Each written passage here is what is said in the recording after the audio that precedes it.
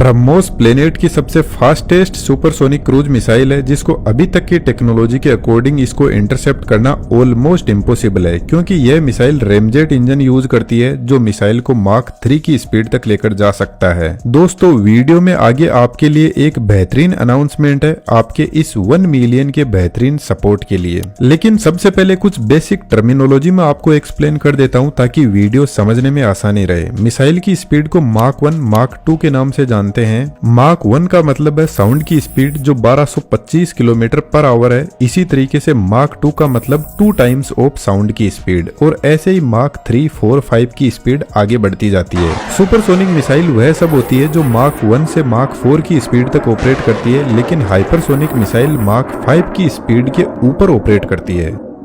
BrahMos missile को India और रसिया दोनों कंट्रीज ने मिलकर डिजाइन किया है और ब्रह्मोस सेकंड पर काम चल रहा है जो एक हाइपरसोनिक मिसाइल होगी। लेकिन यह जो माक 1 की स्पीड है यह एक बैरियर की तरह काम करती है। इसको बहुत सारे मिसाइल पैसेंजर प्लेन क्रॉस ही नहीं कर पाते। चलो इसको थोड़ा सिंपल करते हैं। मान लो हमारे पास में कोई एयरक्राफ्ट है, यह हवा में नॉर्मल स्पीड यानी माक 1 से नीचे चल रहा है। अब जब एयरक्राफ्ट चलता है तो यह हवा के पार्टिकल पर फोर्स लगाता है और हवा के पार्टिकल साइड में होते जाते हैं। लेकिन यह एयरक्राफ्ट हवा में प्रेशर वेव जनरेट करता हुआ आगे बढ़ता है। मैं आपको बता दूं, जिस तरीके से साउंड वेव हवा में ट्रेवल करती है ठीक वैसे ही प्रेशर वेव होती है, क्योंकि साउंड वेव का दूसरा नेम ही प्रेशर वेव है। थोड़ा इसको और सिंपल करते हैं। जब एयरक्राफ्ट आगे बढ़ता है तो इन एयर पार्टिकल पर फोर्स लगाएगा, यह एयर पार्टिकल आगे के पार्टिकल्स पर फोर्स लगाएंगे। इस तरीके से एयर पार्टिकल की ऐसे वेव्स बनती जाएगी। इन वेव्स को प्रेशर वेव बोलते हैं। यह ठीक जिस तरीके से पानी में हम पत्थर फेंकते हैं और रिपल्स जनरेट होती है, ठीक वैसा ही यहाँ पर हो रहा है। अब हम एयरक्राफ्ट की स्पीड बढ़ाते हैं तो धीरे धीरे ऐसे लग रहा है जैसे यह जो प्रेशर वेव है वह एयरक्राफ्ट के फ्रंट साइड में जाकर इकट्ठा होती जा रही है। और ऐसा क्यों हो रहा है? क्योंकि इन वेव की ट्रेवलिंग स्पीड माक 1 तक ही होती है।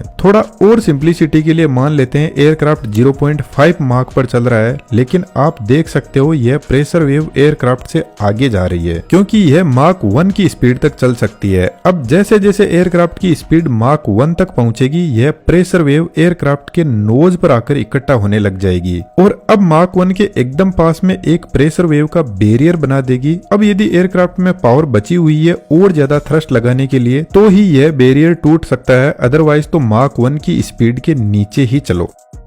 तो वर्ल्ड वार सेकंड के अंदर जितने भी फाइटर जेट और एयरक्राफ्ट थे उनको ऐसा लग रहा था कि यार जैसे ही माक 1 की स्पीड अचीव करते हैं सामने कोई इनविजिबल भूत आकर खड़ा हो जाता है जो एयरक्राफ्ट को और ज्यादा स्पीड में आगे जाने नहीं देता। जब एयरक्राफ्ट इस बैरियर को तोड़ने के लिए अपने थ्रस्ट को और ज्यादा इंक्रीज करता है, जिसकी वजह से वेव्स जो इकट्ठा हो रही थी अब डिस्ट्रीब्यूट होने लग जाएगी और पीछे की साइड में एक कोन शेप में बढ़ने लगेगी। अब इस कंडीशन में कोन की इन दोनों एज पर हाई प्रेशर और टेम्परेचर पर शॉक वेव जनरेट होने लगती है। इन शॉक वेव का प्रेशर एटमॉस्फेयर के प्रेशर से 29 टाइम ज्यादा होता है, क्योंकि इस कोन के अंदर के एरिया के एयर पार्टिकल पर जबरदस्त एयरक्राफ्ट का फोर्स लग रहा है और वह स्पीड में इधर उधर भाग रहे हैं। लेकिन इसके बाहर जो एयर पार्टिकल है वह एकदम शांति से बैठे हैं। तो यह इतनी हाई स्पीड में चलते हुए एयर पार्टिकल जब शांत एयर पार्टिकल से टकराते हैं तो यह पार्टिकल इतना फास्ट दूर नहीं हो पाते, जिसकी वजह से शॉक वेव जनरेट होती है। हालांकि यह जो शॉक वेव का जो वॉल्यूम है वह जस्ट 200 नैनोमीटर का ही होता है, लेकिन ब्रह्मोस के साइंटिस्ट ने सोचा कि क्यों ना यह जो natural high pressure shock wave generate हो रही है इसी से मिसाइल को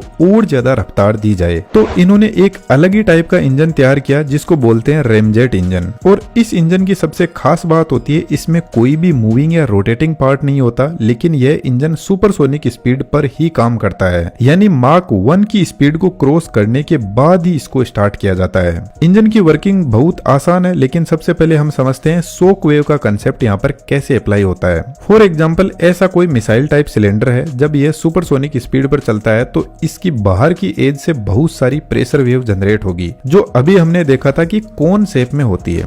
यदि सिलेंडर के अंदर की तरफ देखें तो अंदर की तरफ भी इन सभी प्रेशर वेव को मिलाकर एक कोन बनता जा रहा है। अब इन शॉक वेव के कंबाइन इफेक्ट को हम अलग अलग क्रॉस सेक्शन पर देखते हैं, जिसके लिए हम इसको यहाँ से कट करते हैं। अब धीरे धीरे कोन के नंबर को बढ़ाते हैं और जैसे जैसे कोन के नंबर बढ़ाते जाएंगे तो जो भी खाली स्पेस है वह फिल होने लग जाएगा। एक्चुअल में एयरक्राफ्ट या मिसाइल के नोज से इनफाइनाइट कोन निकलते हैं। तो अब यदि हम सिलेंडर के अंदर की तरफ देखें तो यहाँ पर एक naturally high thickness shock wave का कोन बन गया और इन शॉक वेव के पास मैंने पहले भी बताया था हाई प्रेशर और टेम्परेचर होता है। तो यहाँ पर बिना किसी कंप्रेसर के हाई प्रेशर और टेम्परेचर अचीव कर लिया गया। इसी को रैम इफेक्ट बोलते हैं। अब यह प्रेशर पहुंचता है आगे कंबसन चेंबर के पास में। इस चेंबर के अंदर फ्यूल को जलाया जाता है और मोस्टली रेमजेट इंजन के अंदर हाइड्रोजन को एज ए फ्यूल काम में लिया जाता है। तो यहाँ जितनी भी हाई हीटेड और प्रेशर वाली एयर इस चेंबर के पास पहुंचती है तो यह उनमें फ्यूल को मिक्स करके बर्न करने लगता है, जिससे गैस और ज्यादा हाई वेलोसिटी और प्रेशर के साथ में मिसाइल से बाहर निकलती है। और न्यूटन का थर्ड लॉ ऑफ मोशन हमें यही बताता है कि एग्जॉस्ट से जितनी ज्यादा हाई स्पीड से गैस निकलेगी उतना ही ज्यादा आपको रिएक्शन में थ्रस्ट मिलेगा। और इस थ्रस्ट को बढ़ाने के लिए एक कन्वर्जिंग और डाइवर्जिंग नोजल और लगा देते हैं।